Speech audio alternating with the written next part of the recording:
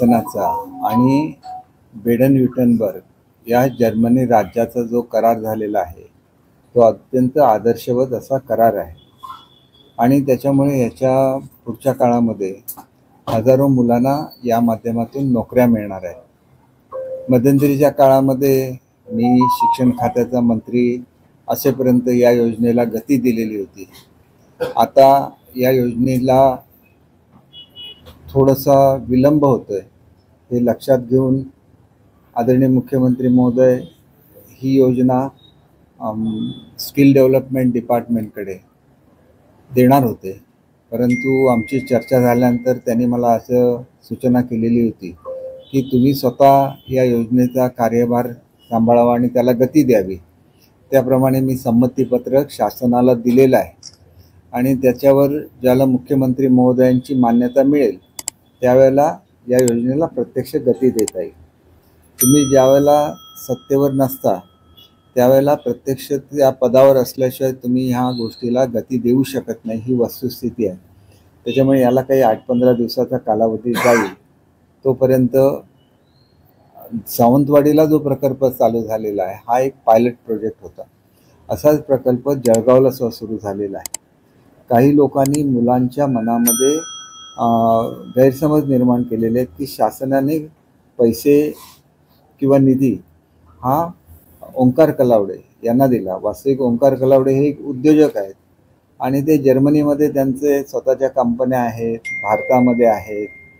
तर त्यांनी ज्यावेळेला आमच्यासोबत काम केलं कोऑर्डिनेटर म्हणून, तर ते काम त्यांनी सगळं स्वतःच्या खर्चाने केलेलं आहे। एकही रुपया हा शासनाकडून ओंकार कलावडेंना देण्यात आलेला नाही किंवा जर्मनीमधल्या कुठल्याही कंपन्यांनी त्यांना पैसे दिलेले नाही आहेत किंवा इथल्याही मुलांनी एकही रुपया मुलांकडून त्यांनी घेतलेला नाही। त्याच्यामुळे नाहक एखाद्या व्यक्तीची बदनामी होणं हे मला चुकीचं वाटतं। त्यांनी जी काय मदत केली ती एक त्यांची महाराष्ट्राच्या बाबत असलेल्या आत्मीयतेपोटी त्यांनी हे सगळं केलेलं आहे आणि अजूनही त्यांची मदत करायची तयारी आहे। मुळात ज्या मुलांना आम्ही ट्रेनिंग दिलेलं आहे हे ट्रेनिंग आम्ही शासनाच्या वतीने दिलं।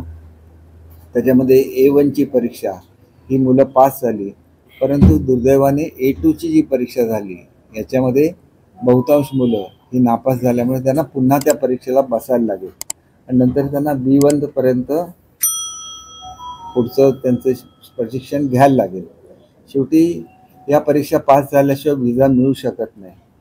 त्याच्यामुळे त्यांना जी ऑफर लेटर आहेत ही 100% जेन्युइन ऑफर लेटर आहेत। मी या संदर्भात चौकशी केली ओंकार कलावडे यांच्याकडे। आणि दुसरं असं आहे की एखाद्या कंपनी ज्याला जर्मनीमध्ये ऑफर लेटर देते त्याला तिथलं सरकार त्याची खात्री करत होते की खरोखर हे लेटर दिलं आहे की नाही आणि त्याच्यानंतर त्याच्यावरची प्रक्रिया होते। खरं तर ही सगळी प्रक्रिया करण्यासाठी आम्ही आमच्या विभागाची कंपनी स्थापन केलेली होती। मला आता सध्या माहिती नाही की कुठल्या स्टेजला आहे। ते स्थापन झाली असती तर हे मुलांची जाण्याची प्रक्रिया अधिक वेगाने झाली असती। त्याच्यामुळे सध्या जोपर्यंत कोऑर्डिनेटर म्हणून माझ्याकडे जबाबदारी येत नाही तोपर्यंत याच्यावर मी अधिकचं काही करू शकत नाही, परंतु जबाबदारी आली की माझं पहिलं प्राधान्य हे मुलांच्या संदर्भातच असेल आणि मुलांनी सुद्धा एक गोष्ट लक्षात घेतली पाहिजे की त्यांना माझी जर वेळ पाहिजे असेल तर त्यांनी ती वेळ मागितली पाहिजे।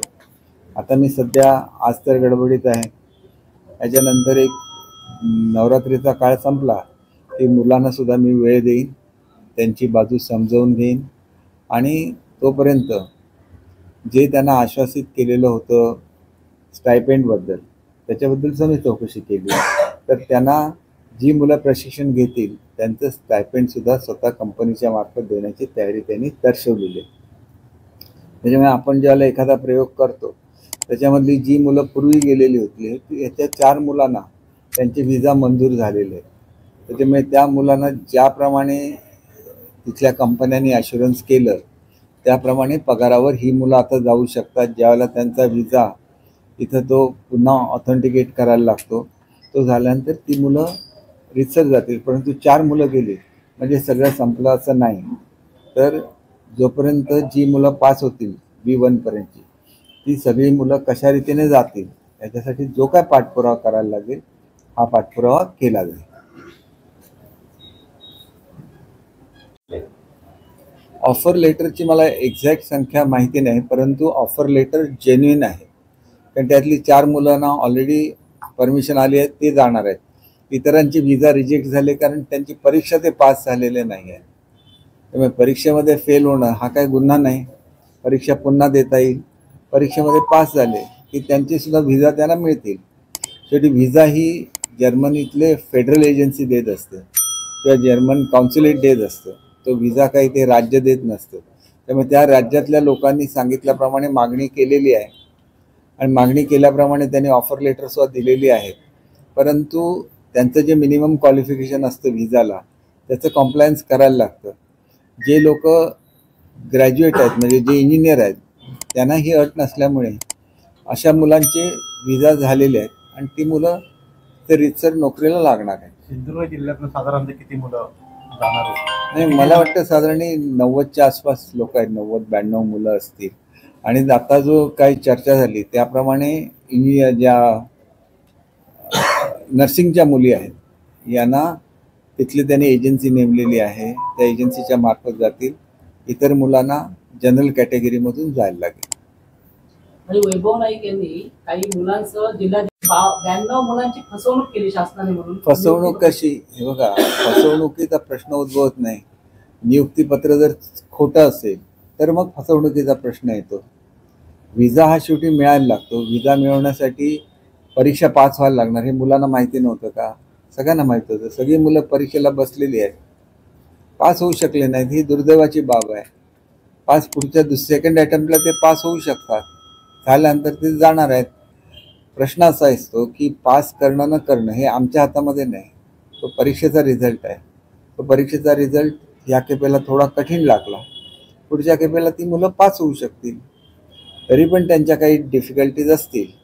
त्यांनी मला म्हटले की तुम्ही वेळ द्या. 100% त्यांना वेळ देईल. पण ही मुलं 90 मुलं गेले 6-7 महिने प्रत्येक राजकीय नेत्यांकडे फिरून आपली कैफियत मांडतायत. नेमकी तुम्ही आता म्हणता की ती परीक्षा असते माहिती नाही कसं त्या मुलाला 8 महिने परीक्षा घेऊन आणि 8 महिने सरकार तरुणांबरोबर हे करत आहे. काही म्हणजे त्यांना नाही. हे बघा, याच्यामध्ये प्रगतीने मी तुम्हाला माझ्या प्रेसची सुरुवातच मी अशी केली की हा प्रकल्प रेंगाळणं हे महाराष्ट्राच्या दृष्टीने योग्य नाही. त्याच्यामुळे याचं समन्वयक पद मी स्वीकारावं असं मला सूचना मुख्यमंत्र्यांच्याकडून देण्यात आली आणि मी वास्तविक कॅबिनेट मंत्री राहिलेला आहे. त्याच्यामुळे एवढ्या छोट्या पदावर काम करणं हे माझ्या दृष्टीने योग्य नाही. परंतु महाराष्ट्रातल्या युवकांच्या भवितव्याचा विचार करून आणि सिंधुदुर्गमधल्या युवकांच्या भवितव्याचा विचार करून मी माझं संमतीपत्रक देऊन आता जवळजवळ 1.5 महिना झालेला आहे. नेमणूक झाली की लगेच त्याला मला गती देता येते. आज मी ऑफिशियली कुठल्याही पदावर नाही आहे. त्याच्यामुळे तुम्ही त्याच्यामध्ये इंटरफिअर करू शकत नाही. एकदा तुम्ही आला तरी योजनाच मी तयार केली. योजनेसाठी आवश्यक असलेला जो करार आहे तो करारसुद्धा मीच शासनाच्या वतीने केलेला आहे. आणि त्याच्यामुळे केलेलं काम आणि एवढं मोठं काम आहे ते की त्या कामामध्ये कुठल्याही तऱ्हेने राजकारण येता कामा नये. आणि परीक्षा दिली पाहिजे, परीक्षा पास झालं पाहिजे. प्रत्येक मुलाला माहिती आहे. माहिती नाही असं नाही, परंतु ज्यांना माहिती नसेल त्यांना मी स्वतः भेटेल आणि मग त्यांच्या लक्षात येईल. आणि असं त्यांना जे काही चुकीची माहिती कुठल्या तरी जळगावच्या मुलाने दिली की शासनाने निधी दिलेला आहे, तर शासनाने कुठलाही निधी दिलेला नाही. आधी मी स्पष्ट शब्दात सांगतो, कोणालाही दिलेला नाही आहे. फक्त गोथे इन्स्टिट्यूटला शिकवण्याचा खर्च आणि परीक्षेचा खर्च तेवढा शासनाच्या वतीने करण्यात आलेला आहे. ती परीक्षा त्या मुलांनी स्वतः दिलेली आहे. तेव्हा करण्यात आले त्याचे काही पैसे पण शासनाने त्या संस्थेला दिले नाही, असे पण काही तक्रारी त्या जळगावच्या मुलांनी. एक गोष्ट लक्षात घ्या, मी जळगावच्या मुलांची भेटलेलो नाही. सावंतवाडीमध्ये जी व्यवस्था करण्यात आली ही व्यवस्था 2 ठिकाणी करण्यात आली होती. एक भोसले कॉलेजमध्ये होती आणि एक गवाणकर कॉलेजमध्ये. आणि दोन्हीकडे मुलांना व्यवस्थित ट्रीटमेंट मिळालेली आहे, व्यवस्थित शिकवण्यात आलेलं आहे. आता परीक्षेमध्ये पास होणं न होणं हा एक नशिबाचा भाग असतो. पुढच्या अटेम्प्टला ते पास होऊ शकतात आणि त्याच्यामुळे त्यांची काळजी तर आम्हाला सगळ्यांना आहेच. त्याच्यामुळे त्या मुलांना निश्चितपणे मी येत्या 8-10 दिवसामध्ये भेट देईन आणि मग त्यांचे इतर काय अडचणी असल्या तर त्या स्वतः दूर केल्या जातात. तुम्हाला समन्वयक पद मिळाल्यानंतर हा प्रश्न निकाली निघेल. महाराष्ट्राचा प्रश्न मुख्य करून त्याला गती देता येईल. निकालात निघेल असं बिलकुल नाही, गती देता येईल. कारण ह्या योजनाच मी तयार केली आणि त्याच्यामुळे याचं समन्वयक पद मी महाराष्ट्राचं स्वीकारावं अशी सूचना मला मुख्यमंत्री महोदयांच्याकडे झालेल्या चर्चेमधून देण्यात आलं. त्याप्रमाणे मी माझं संमतीपत्रक दिलेलं आहे. मी संमती दिली नसती तर आपण त्याच्यापासून काहीतरी लांब पळतो असा अर्थ झाला असता. असं बिलकुल नाही. माझी इच्छा आहे की हे पूर्ण झालंच पाहिजे, कारण ह्याच्यामधून हजारो लाखो मुलांना पुढच्या काळामध्ये चांगलं भवितव्य निर्माण होणार आहे. आणि ही पत्र का देऊ शकलो आपण, कारण ही मोजकी मुलं आहेत आणि ते ह्यांच्या कॉन्टॅक्टमध्ये होती. कारण सुरुवातीपासून ते कोऑर्डिनेटर म्हणून येत होते, त्यांच्या कॉन्टॅक्टमध्ये होते. त्याच्यामुळे ज्या जर्मन कंपन्यांनी मागणी केली त्यांच्याकडून त्यांना पत्र घेऊन दिली. परंतु व्हिसा मिळताना परीक्षा पास व्हायला लागते. त्या परीक्षेमध्ये दुर्दैवाने अपयश आलं तर कोणी खचून जाण्याचं कारण नाही. पुढच्या वेळेला ते परीक्षेला बसू शकतात आणि पास होऊ शकतात. आता ह्या अशी किती पदं आहेत तरी किमान महाराष्ट्रामध्ये किमान पहिल्या टप्प्यामध्ये 10,000 मुलांना ट्रेनिंग द्यायचं होतं आणि एकंदर एका वर्षामध्ये 1 लाख मुलांचं आमचं टार्गेट होतं. एकंदर मागणी साधारण 3 ते 4 लाख मुलांची आहे आणि त्याच्यामुळे इथली मुलं नाराज आहे असं बिलकुल नाही. ज्यांची जायची इच्छा आहे ती सगळीच मुलं ह्याची प्रतीक्षा करत आहेत. जर मला जर कोऑर्डिनेटर म्हणून नेमणूकच नाही झाली तर मी काही करू शकणार नाही, पण नेमणूक झाली तर 100% या स्कीमला गती देण्याचं काम हे मी माझी सगळी कामं बाजूला ठेवून करेन. भाई आता ही 92 मुलं आहेत, विरोधी पक्षाकडे जाऊन याचं आता राजकारण होत आहे. मग आता हे राजकारण थांबवण्यासाठी तुम्ही काय त्यांना आव्हान करा? नाही बघा, शेवटी ज्याला भवितव्य आहे त्यांनी थोडासा श्रद्धा आणि सबुरी हा मंत्र आपल्याला आपल्या ह्या भूमीने दिला. तर सबुरी थोडंसं ठेवलं पाहिजे, पेशन्स ठेवलं तर दुसरी परीक्षा. कारण आता मी ज्यावेळेला प्रत्यक्षात काम करायला सुरुवात करेन त्यावेळेला ह्या सगळ्या गोष्टींचं ॲनालिसिस करून त्यांना कसं लवकरात लवकर न्याय देता येईल याच्यासाठी मी प्रयत्न करेन. पण परीक्षा पास व्हायला लागेलच, कारण परीक्षा पास होण्याला दुसरा पर्याय नसतो.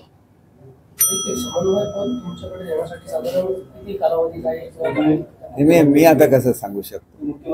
ते मुख्यमंत्री साहेबांच्या कडे ही फाईल शिक्षण विभागाकडून गेलेली आहे. आता त्याला प्रोसेस आहे, वेगवेगळ्या ह्याच्यातून ती माध्यमातून जाते. शेवटी मुख्यमंत्री साहेबांकडे पोचली आणि त्यांची सही झाल्यानंतरच प्रत्यक्षात मला ह्या योजनेला गती देता येईल. साहेब, त्या मुलांचा जो दोष आहे आताच्या शासनावर आहे. आपल्या काळात चांगलं काम झालं, आम्ही इथे बघितलंय, पण आत्ताचे मराठी भाषा मंत्री पण आपल्याच पक्षाचे आहेत आणि शिक्षण मंत्री पण आपल्याच पक्षाचे आहेत. तर ते कुठेतरी समन्वय साधण्यात कमी पडलेत का? नाही, ते कमी पडलेले नाहीत. शिक्षण मंत्र्यांकडून प्रस्ताव गेलेला आहे.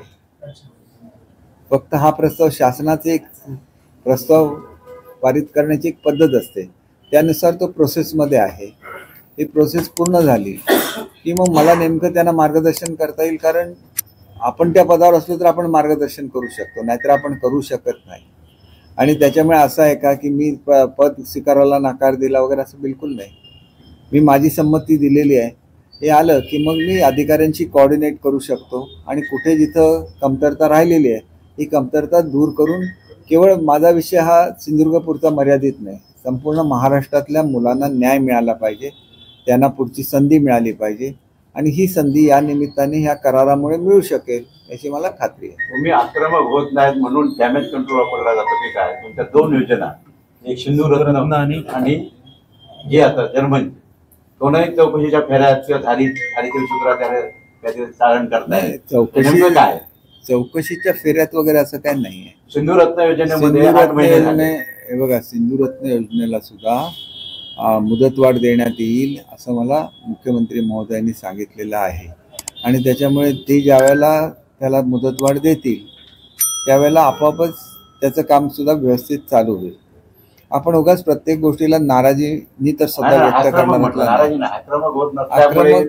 कशाला आक्रमक करायला पाहिजे? नाही, उद्धव ठाकरे अजित पवार अर्थमंत्री होते आणि आजही देवेंद्र फडणवीस यांच्या काळात पण अर्थमंत्री अजित पवार आहेत. मुद्दामून अशा योजनेला तुमच्या कुठेतरी ब्रेक लावला जातो का? नाही, मी असं स्वतः म्हणणार नाही. आपण असं कशाला उगाच विनाकारण कोणावर आरोप करायचा, असं आरोप करणं योग्य नाही. भाई नाही, वारंवार पण हा तुमच्या- बघा ना, सिंधुरत्न योजना, चांदा बांधा योजना असताना अजित पवारांनी अशीच लावली, सगळे पैसे परत घेतले, अर्धे खर्च झाले, अर्धे खर्च झाले नाही. आता पुन्हा परत तेच झालं. 8 महिने ते चौकशा किंवा काही ते सर्वेक्षण किंवा आणि काय करताय. हे बघा, म्हणजे कोकणात अन्याय आहे ना. चौकशा नसतात, त्याला परफॉर्मन्स ऑडिट म्हणतात. आणि परफॉर्मन्स ऑडिट आधीच्या चांगलं झालेलं आहे आणि ती प्रक्रिया चालू राहते.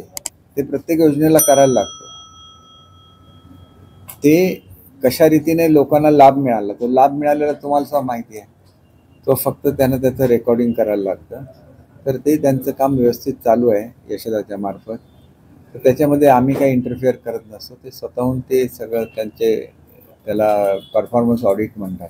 ते परफॉर्मन्स ऑडिट हे मी स्वतः घालून घेतलेलं आहे त्या योजनेचं तयार करत असताना. आणि त्याच्यामुळे पुढची आपल्याला एक दिशा मिळते. आणि दिशा मिळत असताना यशदासारखी चांगली संस्था सोबत असली तर ती योजना अधिक चांगल्या रीतीने चालू शकते. हा प्रकल्प रेंगाळणं महाराष्ट्राच्या दृष्टीने बरोबर नाही असं तुम्ही म्हणताय. तर मुख्यमंत्र्यांना पुन्हा एकदा तुम्ही या संदर्भात लक्ष वेधणार का किंवा त्यांच्याकडे 100% मी वेधेन. लवकरात लवकर जर योजनेचं काम सुरू झालं तर ते सर्वांच्याच हिताचं आहे. भाई तुम्ही मतदारसंघात किंवा सिंधुदुर्ग जिल्ह्यात मंत्री होता, पालकमंत्री, तेव्हापासून ते आजपर्यंत शिक्षण मंत्री असेपर्यंत चांगल्या योजनांना पर्यटन दृष्ट्या, शैक्षणिक दृष्ट्या सगळ्या, परंतु त्या प्रत्यक्षात उतरत नाही अशी विरोधक किंवा तुमच्या सत्ताधारी म्हणतात. नेमकं कुठे हे घडू अडतंय की का होत नाही किंवा का त्याचं नेमकं काय नाही, ते तुम्ही त्याचं बऱ्याचशा योजना ऑलरेडी झालेल्या आहेत. आता सिंधुरत्न योजनेची अंमलबजावणी झाली ना, सगळीकडे तुम्ही बघितलं की अनेक महिला काम करतायत, शेतकरी काम करतात या योजनेमध्ये. जे पशुपालन करतात ते पशुपालन करणारे लोक त्याच्यामध्ये सहभागी झालेले आहेत. शाळांच्या ज्या योजना हे केल्या त्या शाळांची टेंडर्स निघालेली आहेत. आताच मी ह्याच्यात गेलो होतो RPD हायस्कूलमध्ये विक्रांत सावंत यांचं अभिनंदन करायला. तिथले शिक्षक मला भेटले. त्यांचा 40% प्रस्ताव होता, तो मंजूर झाल्याबद्दल त्यांनी माझे आभार मानले. हे सातत्याने घडत असतं. तर आपण काम करत राहायचं, अशी नाराजी वगैरे व्यक्त करायची नसते. मला असं वाटतं की जे काम मला दिलं आणि जे मी केलं ते प्रत्यक्षामध्ये आलेलं आहे. मराठी भाषा भवन उभं राहतं आहे. मराठी भाषेला अभिजात भाषेचा दर्जा प्राप्त झालेला आहे. मराठी भाषेचं धोरण हे तर प्रसिद्ध झालेलं आहे. म्हणजे अर्धवट काय आहे नेमकं, प्रत्येक गोष्ट होते आणि होत चालू आहे. हत्ती पाठवणार असं जाहीर केल्यानंतर तुमच्यावर जोरदार टीका त्या संदर्भात काय? आणि ह्याच्यामध्ये टीका होण्यासारखं काय आहे? सुप्रीम कोर्टाने सुद्धा मान्य केलं की वनतारामध्ये योग्य ती काळजी, सुप्रीम कोर्टाने एक कमिटी दिलेली होती आणि त्या कमिटीने सगळं सर्वेक्षण केलं. हत्ती विकण्याचा डाव आहे. हत्ती विकला कुठे जातो? हे बघा, आता जे प्राणी आहेत ते विकले थोडे गेलेले आहेत. ते त्यांचं प्राण्यांना योग्य तऱ्हेने जी पकडण्याची प्रक्रिया असते त्याच्यासाठी जी योग्य साधनं लागतात ही सगळी त्यांच्याकडे आहेत. हे त्या चौकशीमध्ये सिद्ध झालेलं आहे. आणि त्याच्यामुळे याच्या पुढच्या काळात अशा कुठल्याही तऱ्हेचे अर्ज स्वीकारले जाणार नाही हे सुद्धा कोर्टाने क्लिअर केलेलं आहे. त्यामुळे एवढा मोठा निर्णय झाल्यानंतर वनताराबद्दल काही बोलणं हे चुकीचं आहे. शेतकरी जे हत्तींमुळे बाधित होतात त्यांचं दुःख हे इतरांना समजू शकत नाही ना. मी त्यांचा प्रतिनिधी आहे, मला त्यांचं दुःख समजतं. त्याच्यामुळे अधिक आमच्या शेतकऱ्यांना दुःख होऊ नये. नाहीतर मला काय हत्तींचा पर्यटनासाठी वापर होतो म्हणून मी त्यांना इथं स्वतः ठेवण्याचा संदर्भात बोललो असतो. परंतु आमच्याकडे ती यंत्रणा नाही आहे दुर्दैवाने त्या हत्तींना हँडल करण्यासाठी. आणि ती यंत्रणा सुदैवाने त्यांच्याकडे आहे आणि त्याच्यामुळे हत्ती तिथं सुरक्षित राहू शकतील असं मला वाटतं. आणि ओमकार हत्ती हा गोव्यात गेलेला आहे आणि गोवा सरकारने अशी भूमिका घेतली आहे की त्या हत्तीला आम्ही कर्नाटकच्या वतीने त्याला पुन्हा पाठवून देऊ, पण वन तारामध्ये आम्ही पाठवणार नाही अशी गोवा सरकारने भूमिका घेतलेली आहे. गोवा सरकारने भूमिका घेतली तर त्यांनी त्याला हत्तीला ठेवावं ना आपल्याकडे. माझं कुठे त्याला हे आहे? आमच्या शेतकऱ्यांना फक्त त्रास होऊ नये एवढीच माझी भूमिका आहे. मी असं थोडंच म्हटलं की वनताराकडेच पाहिजे. उद्या जर तो हत्ती ह्याला पाहिजे गोवा राज्याला, गोवा राज्याने अवश्य ठेवावा तो. कर्नाटकामधले जे चीफ कन्झर्वेटर ऑफ फॉरेस्ट आहेत त्यांच्याशी सुद्धा माझी चर्चा झालेली आहे कर्नाटकने त्यांना परत घेण्याची कुठलीही तयारी दाखवलेली नाही. आपण जो प्रस्ताव पाठवला होता महाराष्ट्र शासनाने, तो प्रस्ताव कर्नाटकाने मान्य केलेला नाही आहे. त्यामुळे गोव्याने तसा प्रस्ताव पाठवला तरी त्याचा आनंद आहे. कुठूनही आमच्या शेतकऱ्यांच्या पिकाचं रक्षण व्हावं याच्या पलीकडे आपली काय भूमिका नाही. आपण हत्तीच्या विरोधात थोडेच आहोत. महाराष्ट्रामध्ये अतिवृष्टी आणि पुरामुळे